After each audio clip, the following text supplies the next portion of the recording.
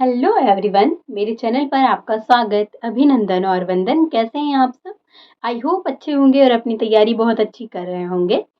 तो जैसा कि मैंने अभी हाल ही में एक वीडियो डाला था और उसमें कुछ लोग पूछ रहे थे कि शोध गंगा और शोध गंगोत्री क्या है, क्योंकि हमने उस वीडियो में शोध गंगा और शोध गंगोत्री की बातचीत की थी। कुछ लोग पूछ रहे थे कि वो शोध गंगा कैसे वर्क करता है, उस पर हम अपना विषय कैसे ढूंढ सकते हैं, कैसे पता कर सकते हैं कि हम अभी तक हमारे विषय में क्या-क्या कार्य हो चुका है और कहाँ-कहाँ पर हो चुका है। हम कैसे खोजेंगे? तो आज ये सेशन छोटा-सा है, इसको हम लेकर उपस्थित हुए हैं और इसमें हम देखेंगे कि शोध गंगा और शोध गंगोत्री किस तरह वर्क करता है। प्रैक्टिकल देखना है हमें, क्योंकि प्रैक्टिकल जब तक हम चीज़ों को नहीं करेंगे, हम चीज़ें समझ नहीं पाएँगे। इसलिए चलिए चलते हैं, प्रैक्टिकल करके देखते हैं। चलते हैं गूगल पे ताकि हम प्रैक्टिकल करके देख लें कि किस तरह से शोध गंगा और शोध गंगोत्री का हम यूज़ करते हैं। ठीक है, तो सबसे पहले आपको गूगल पर जाना है और गूगल पर जाकर शोध गंगा टाइप करना है। ठीक है, शोध गंगा।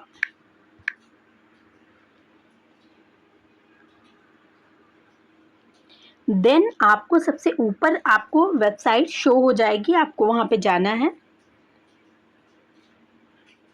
थोड़ी देर वेट करिएगा। देन आपको एक बटन दिख रहा होगा, ये वाला, जहाँ पे लिखा है सर्च थीसिस इनटू शोध गंगा।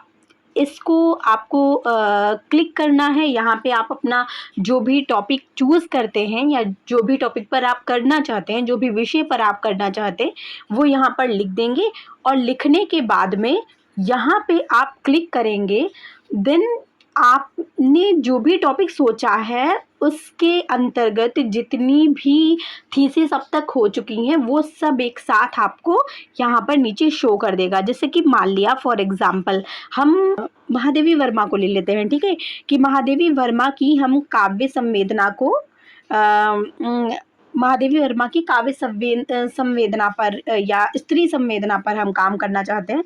तो हमने यहाँ पर चुन लिया है कि महादेवी वर्मा की स्त्री संवेदना को लेकर हम अपना थीसिस लिखेंगे या हम अपना रिसर्च प्रपोजल बनाएंगे। तो हमें देखना है इस पर क्या क्या काम हो चुका है और क्या क्या काम नहीं हुआ है, किस संदर्भ में हुआ है, किस संदर्भ में नहीं हुआ, ये हम देखेंगे ना। तभी हमें पता चलेगा कि अब हम क्या करें, आगे कुछ नया इसमें क्या ऐड ऑन करें। ठीक है, तो फिर सबसे पहले हमने वो टॉपिक यहाँ पर लिख लिया। अब यहाँ पे हमने क्लिक किया तो देखिए यहाँ पर आपको पूरी महादेवी वर्मा की आपके जो की पॉइंट हैं, जैसे कि महादेवी वर्मा आपकी की पॉइंट हैं।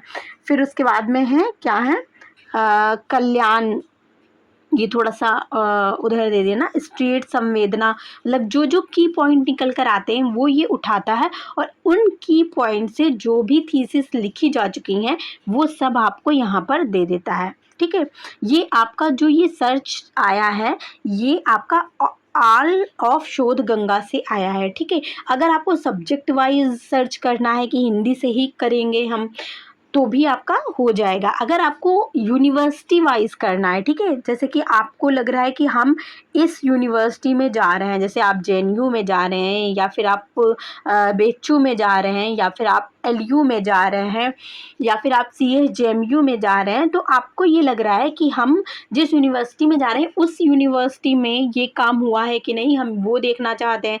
अपनी यूनिवर्सिटी के अकॉर्डिंग अगर आप देखना चाहते हैं, सर्च करना चाहते हैं तो वो भी हो जाएगा। लेकिन हमने यहाँ पर जो किया है वो एक बार हम समग्र रूप से देखेंगे ताकि ये भी हमें पता चले कि कहाँ कहाँ किस किस जगह पर हुआ है। ये देखिए बाकायदा आपको डेट लिख के दिखा दिया जाएगा कि 10 नवंबर 2017 को, 4 मार्च 2024 को हुआ है, 22 नवंबर 2017 को हुआ है, 10 अगस्त 2020 को। देखिए बहुत पहले पहले की भी दिखाता है इस पे और बहुत अपडेटेड भी दिखाता है। तो मेरे ख्याल से आपको लगभग 10 साल की तो देख ही लेनी चाहिए। 10 साल के अंदर मतलब आप सेम टॉपिक रखो तो अच्छा नहीं लगता ना, आप कुछ नया कर लो उसमें। तो इसलिए आपको 10 साल की तो देखनी ही चाहिए। इस तरह से आपको बाकायदा डेट दी जाएगी कि किस डेट में अपलोड हुआ था, और टाइटल दिया जाएगा, जो भी टाइटल है आपका जिससे ज़्यादा सिमिलर है वो आप यहाँ पे क्लिक करेंगे। ये हाइपर लिंक है ना, तो ये ओपन हो जाएगी पूरी फाइल इससे। फिर उसके बाद में रिसर्चर कौन था, ठीक है, रिसर्चर मतलब रिसर्च स्कॉलर का नाम भी यहाँ पे दिया होगा और उसके गाइड का भी नाम दिया होगा, ठीक है। उसके बाद में जब आप इसको ओपन करेंगी तो बाकायदा यूनिवर्सिटी और सभी चीज़ों का नाम दिया होगा। चलिए देख लेते हैं। जैसे हमने महादेवी वर्मा के गीत काव्य का शिल्प वैशिष्ट्य इस पर क्लिक किया, तो यहाँ पे सबसे पहले आपको ये इस तरह का एक निकल कर आएगा, तो इसको आप यहाँ से कट कर देंगे। देन आपको स्क्रॉल डाउन करना है और यहाँ पर देखिए आप टाइटल लिख कर आ गया है आपका, ये देखिए टाइटल लिख कर आ गया।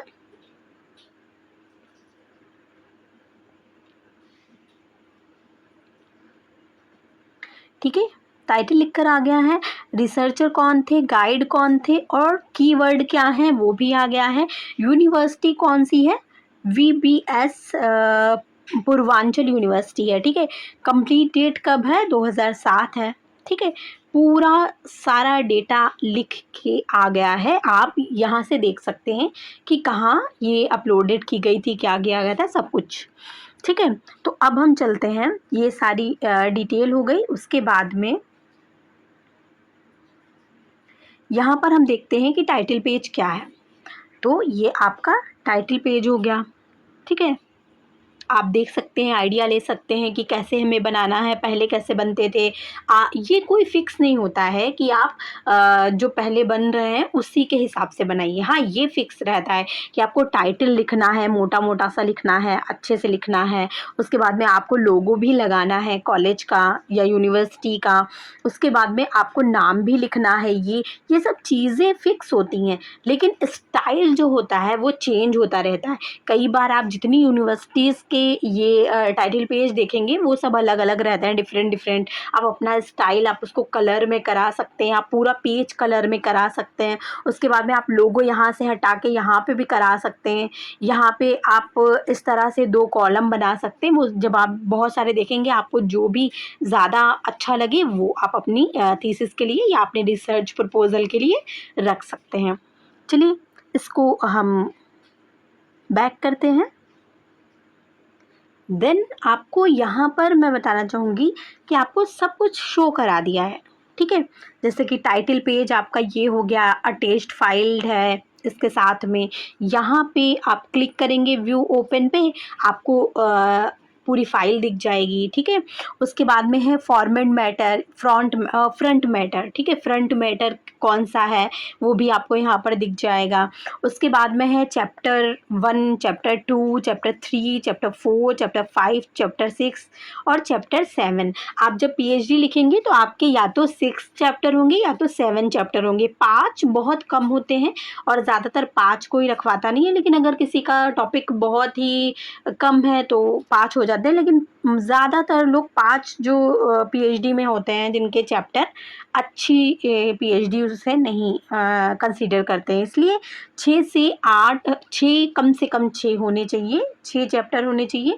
उसके बाद में 7, 8, 9 तक, 9 से ज़्यादा फिर आप रखिए भी मत, ठीक है। टाइटल पेज और ये सब मिला के तो ज़्यादा होने चाहिए, लेकिन 9-10 से ज़्यादा फिर नहीं होने चाहिए। टाइटल पेज भी अगर आप इंक्लूड करते हैं, ठीक है। आपके जो मेन चैप्टर हैं वो लगभग 6-7 होने चाहिए, इतने तो चैप्टर आपके होने ही चाहिए। चलिए आगे देख लेते हैं। तो ये शो फुल रिकॉर्ड आइटम का यहाँ पे आपको शो हो जाएगा, ठीक है। यहाँ पे पूरा फुल रिकॉर्ड है और ये पूरा सब कुछ दिख जाएगा, ठीक है। और अगर आप ऐसे देखना चाहते हैं, चलिए हम फ्रंट मैटर देख लेते हैं। मान लिया तो यहाँ पर ये आपका प्रमाण पत्र वगैरह है, ठीक है। प्रमाण पत्र भी लगता है, घोषणा पत्र भी लगता है, ठीक है। घोषणा पत्र में आप ये बताते हैं कि हम कहीं से साहित्य चोरी नहीं कर रहे हैं, ठीक है। प्रमाण पत्र में जो आपके रिसर्चर होते जो आपके सुपरवाइज़र होते हैं वो आपको एक प्रमाण पत्र देते हैं, मतलब आप लिख के देंगे, वो अपना ये मोहर वगैरह लगाएंगे कि हाँ बच्चे ने हमारे अंडर में ये अपना थीसिस कंप्लीट किया है। उसके बाद में हम देख लेते हैं, जैसे फर्स्ट चैप्टर है तो फर्स्ट चैप्टर आप ये भी आइडिया लगा सकते हैं कि कितने चैप्टर का हमें पहला चैप्टर लिखना चाहिए। ठीक है, अभी आपको लग रहा होगा कि मैं पेज की बात कर रही हूँ, लेकिन जिस तरह से आपको ये पीएचडी करना होता है, इसमें सबसे ज़्यादा ज़रूरी होता है कि आपको कितनी लेंथ रखनी है, मतलब आपको कितना लिखना है। तो लगभग आपको 280 से 300 पेज तक आप पीएचडी लिखिए, वो अच्छी मानी जाती है। 300 से बहुत लेंदी है तो 320, 350, इससे ज़्यादा पीएचडी नहीं लिखी जाती है, इससे ज़्यादा नहीं कराते। भले भी कितने भी चैप्टर्स हों आपके, ठीक है। अगर आपका साइंस बैकग्राउंड है या फिर कोई और बैकग्राउंड है, जैसे कि मैथ वालों का, तो उसमें फार्मूला वगैरह लिखना होता है या फिर कुछ और, तो उसमें थोड़ा-सा डिटेल में और थोड़ा लेंदी हो जाता है, तो चैप्टर्स के जो पेज होते हैं वो थोड़े ज़्यादा हो जाते हैं। लेकिन जो हमारे लिटरेचर वाला जो भी सब्जेक्ट हैं, उनमें 300 से ज़्यादा पीएचडी के पेज नहीं रहते हैं। तो हमने ये देख लिया कि किस तरह से हमें देखना है। अब हम देख लेते हैं कि 1 बाय 1 करके हमें अगर हम अपने स्पेशल सब्जेक्ट का और यूनिवर्सिटी का लें तो हम कहाँ से ले सकते हैं। देखिए यहाँ पे आपको दिखा रहा होगा डिस्कवर कीवर्ड दिखा रहा है ना, तो कीवर्ड में आपको यहाँ पर देखिए लिटरेचर दिख रहा है ना, तो आप अगर लिटरेचर पर क्लिक करते हैं तो आपका लिटरेचर के शो हो जाएंगे। फिर उसके बाद में आपको यहाँ पर पूरा आर्ट एंड ह्यूमैनिटीज़ दिख रहा है ना, तो उस पर भी अगर आप करते हैं, लिटरेचर रिव्यू देखना चाहते हैं, यहाँ से देख लीजिए। लिटरेचर रिव्यू देखना चाहते हैं, लिटरेचर थ्योरी या क्रिटिसिज्म देखना चाहते हैं, मतलब तुलनात्मक अध्ययन देखना चाहते हैं, क्लासिकल कुछ देखना चाहते हैं, तो वो सब चीज़ें भी आपको यहाँ जब आप क्लिक करेंगे तो वो चीज़ें यहाँ पर इधर आपकी वैसे ही ये अपडेट होती रहेगी। जो इधर सारणी होती है ना, आइटम हैंड्स होते हैं, ये अपडेट होते रहते हैं। इस तरह से आप अगर अपना स्पेशल सब्जेक्ट का सर्च करना चाहते हैं तो उसका भी तरीका बता देते हैं।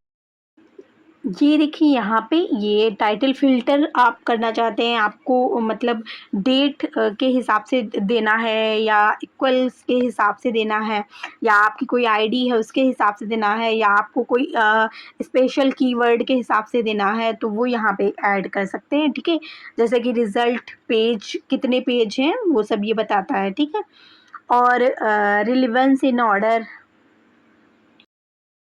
यहाँ से आप जो भी थीसिस देख रहे हैं, अगर आपको 2020 से 25 तक की देखनी है तो वो यहाँ पर क्लिक करके आप अगर क्लिक करें लिस्ट अपडेट हो जाएगी जो 2020 से 2025 की होगी। ठीक है, यहाँ से आप नेक्स्ट करके आप अपने पेज देख सकते हैं। ठीक है, तो मेरे हिसाब से मैंने सारा कुछ बता दिया है। अगर आपको लग रहा है कि आपसे अब भी नहीं हो रहा है तो आप कमेंट बॉक्स में ज़रूर बताइएगा, वरना ऐसे ही शोध गंगा का भी होगा और ऐसे ही शोध गंगोत्री का भी सेम प्रोसेस है। देख लेते हैं एक बार शोध गंगोत्री को भी। ये मैंने साइट खोल ली है शोध गंगोत्री की और चलते हैं यहाँ पर। ये देखिए शोध गंगोत्री सेम वही चीज़ें हैं और यहाँ पर आप डाल के अपना जो भी टॉपिक है वो सर्च कर सकते हैं। हमने महादेवी वर्मा वाला ही ले लिया है और उसके बाद में यहाँ पर आपका जो भी महादेवी वर्मा से संबंधित चीज़ें हैं वो आ जा रहा है यहाँ पे। ठीक है, जैसे मान लिया हमने इसको क्लिक किया और उसके बाद में ये आपका फाइल आ गया, ये आपकी फ़ाइल है। ठीक है, ये आपको पूरी एक साथ सिनॉप्सिस की पीडीएफ है ये। ठीक है,